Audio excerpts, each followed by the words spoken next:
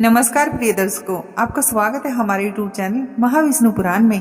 आज हम आपको गीता का छठा अध्याय सुनाएंगे।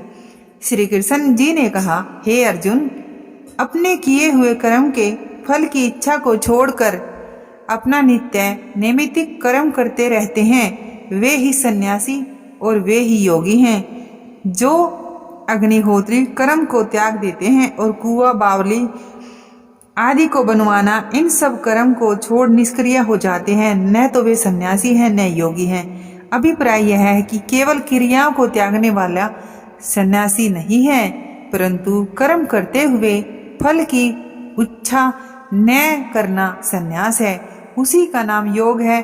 बिना फल की कामना को त्यागे कोई भी योगी नहीं हो सकता, क्योंकि कर्म फल का त्याग सन्यास और योग दोनों ही हैं। जो ज्ञान योग की प्राप्ति करना चाहते हैं, उनकी ज्ञान प्राप्ति का कारण कर्म कहाँ है, क्योंकि निष्काम कर्म करने से चित्त शुद्ध होता है।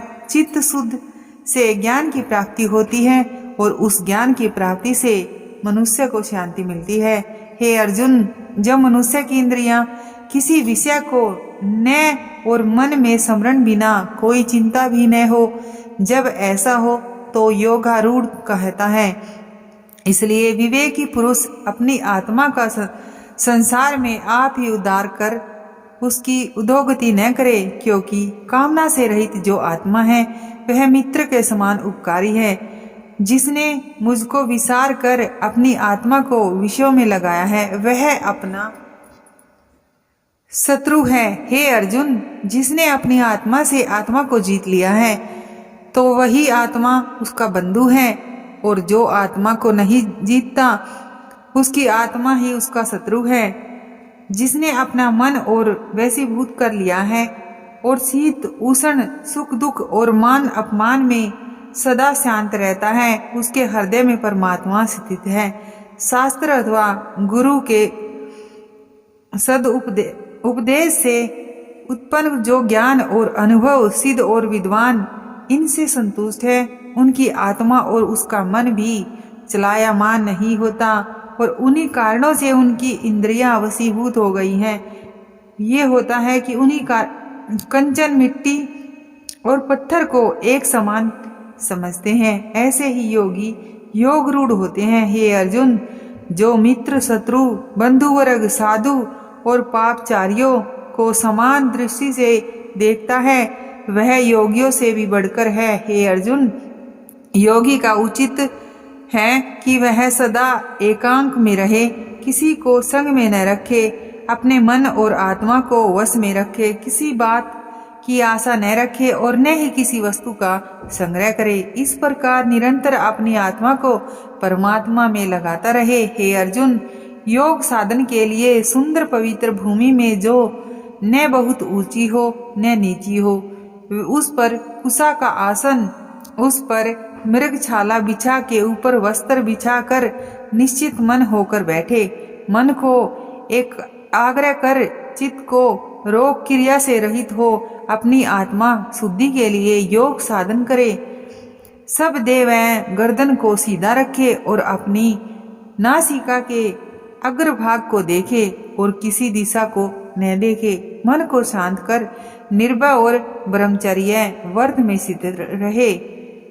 मुझ में मन लगाकर रोक कर योग का साधन करे। मन को वश में रखने वाला जो योगी इस प्रकार से सदा अपनी आत्मा का योग में तत्पर करेगा, वह परम शांति अथवा निर्वाण पद को पाएगा। हे अर्जुन, अधिक भोजन करने वाला और निराहार रहने वाले को, अधिक सोने व जागने वाले को योग प्राप्ति नहीं होती। जो मनुष्य युक्त आहार विहार करता है और कर्म भी युक्त पूर्वक करता है और नियम से सोता जागता है, उसका योग दुखों को दूर करने वाला है। तात्पर्य यह है कि योगी को उचित है कि आहार विहार परिमित और नियमकूल करे। जो मनुष्य अपनी आत्मा में मन की वृत्तियों को रोक लेता है और संपूर्ण कामनाओं को छोड़कर निष्प्रय हो जाता है, तभी वह पुरुष सिद्ध योग कहलाता है।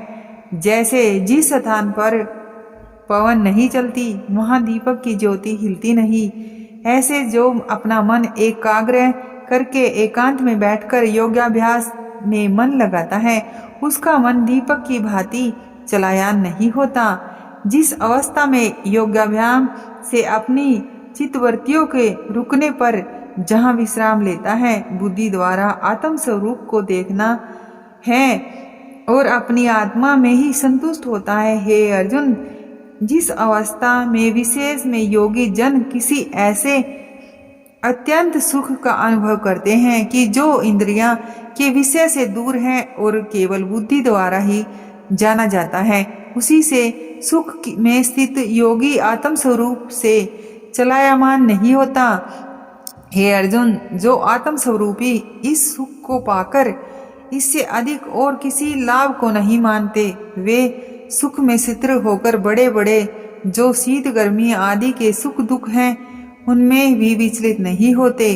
जिस अवस्था में दुख का लेस मात्र भय भी नहीं रहता, उस अवस्था को योगावस्था जानो। इससे स्थिर मन होकर यत्न पूर्वक योगाभ्यास करना उचित है। संकल्प से उत्पन्न होने वाला और योग में बाधा डालने वाला अनेक तरह की कामनाओं को त्याग कर और इंद्रियों को मन के संपूर्ण वेग में रोककर योगाभ्यास करे।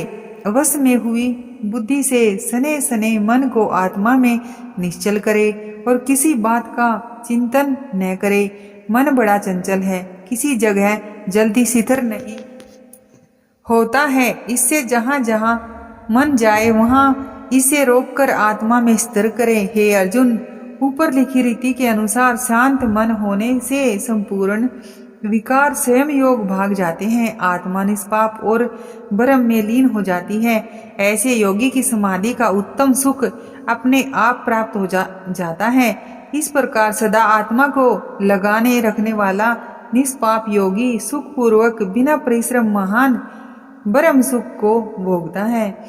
सबका समान दृष्टि से देखने वाले योगाभ्यामी अपनी आत्मा को सब प्राणी मात्र में देखते हैं और सब प्राणियों को अपने आत्मा से देखते हैं। हे अर्जुन, जो मुझको सब प्राणियों में देखता है और सब प्राणियों को मुझ में देखता है, उस योगी में मैं अदृश्य नहीं रहता। उस योगी को मैं प्रत्यक्ष होकर दर्शन देता हूँ।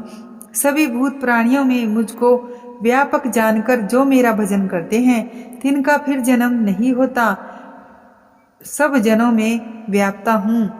जो संपूर्ण प्राणियों के दुख सुख को अपने दुख सुख के समान मानता है और सबको एक सा देखता है, वही योगी श्रेष्ठ है। श्री कृष्ण की बात सुनकर अर्जुन ने कहा, हे मधुसूदन, आपने इस योग का मुझे उपदेश किया है कि संभाव में देखे सो मैं अपनी बुद्धि की चंचलता से यह समझता हूँ कि इस प्रकार योगी का योग बहुत काल तक स्थिर नहीं रह सकता। हे कृष्ण, यह मन बड़ा चंचल है, शरीर और इंद्रियां की शुद्धित करता है और बड़ा बलवान और दृढ़ है। मन को रोकना मेरे लिए कठिन है, ऐसा है जैसे प्रचंड वायु को रोकना। अर्जुन की बात सुनकर श्री कृष्ण जी बोले, महाभाव, निसंदेह मन बड़ा चंचल है, यह रुक नहीं सकता, परंतु कौन्ते अभ्यास और वैराग्य में निग्रह हो सकता है। अर्जुन, अपना मन वश में नहीं, वह योग साधन नहीं कर सकता।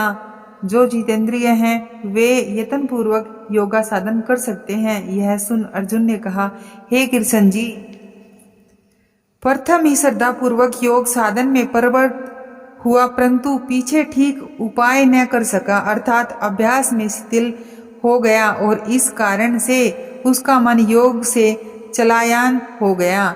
ऐसे मनुष्य योग के सिद्ध रूप फल को न पाकर किस गति को प्राप्त होते हैं। जिस प्राणी ने निष्काम कर्म करके ईश्वर को संपूर्ण न किया और काम करके स्वर्ग आदि की प्राप्ति से वंचित रहा तथा योग सिद्ध न होने से मोक्ष न मिला, वह मनुष्य दोनों ओर से नष्ट और अप्रतिष्ठित होकर क्या उस मेघ के समान नष्ट होता है, जो एक मेघ से निकलकर दूसरे में न मिलने से बीच में ही नष्ट होता है। हे कृष्ण, मेरे इस संशय को दूर करने का योग्य आप ही हैं।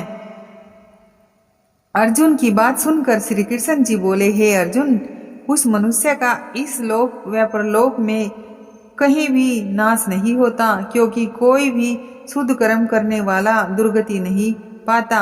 जो मनुष्य योग भ्रष्ट होकर उस दशा में मर जाते हैं, वे पुण्यात्मा लोकों में जाकर बहुत दिन तक वास करते हैं। फिर पवित्र श्रीमान पुरुषों के घर जन्म लेकर अनेक सुख भोगते हैं, अथवा वे योग भ्रष्ट फिर बुद्धिमान योगियों के घर में जन्म लेते हैं। जो ऐसा जन्म है वह इस लोक में दुर्लभ है। हे अर्जुन, इस संसार में जन्म लेकर फिर वह पूर्व जन्म में बुद्धि संयोग को प्राप्त होते हैं। इस बुद्धि संयोग से योग सिद्धि के फिर प्रयत्न करता है और सांसारिक विषय वासना में लिप्त होने पर भी वह उस पूर्व जन्म के कारणों योग सिद्धि में अनुरुक्त हो जाता है। योग स्वरूप को जानने की इच्छा करने वाला भी केवल योग को ही है, अपितु वेदोक्त कर्म फल से अधिक फल पाकर मुक्त हो जाता है। जो योगी इस प्रकार यत्न करता रहता है, उसके पाप दूर हो जाते हैं और वह योग की सिद्धि पाकर परम गति को पाता है। हे अर्जुन, तपस्वियों से, कर्मनिष्ठों से और ज्ञानियों से और योगी श्रेष्ठ होता है। इससे हे अर्जुन, तू योगी हो। जो श्रद्धा पूर्वक मुझसे मन लगा मेरा ही भजन स्मरण करता है, वह संपूर्ण योगियों में श्रेष्ठ है। इससे अधिक मुझे और क्या प्यारा नहीं, इससे अधिक मुझे और कोई भी प्यारा नहीं है। अगर आपको ये वीडियो पसंद आई हो तो वीडियो को लाइक और चैनल को सब्सक्राइब जरूर करना। धन्यवाद। आपका दिन शुभ हो।